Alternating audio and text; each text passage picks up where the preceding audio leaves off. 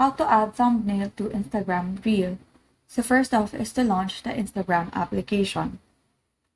Then head to your profile page by tapping the profile icon located on the lower right corner. Now select the reel that you want to edit, then tap the three dots or the ellipsis icon found on the upper right corner of the video.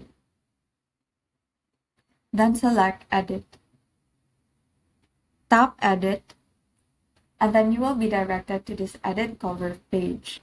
Now you can select a still image from your reel by choosing a photo below the video. You can also tap the Add from Camera Roll at the bottom of the screen to upload an image from your phone.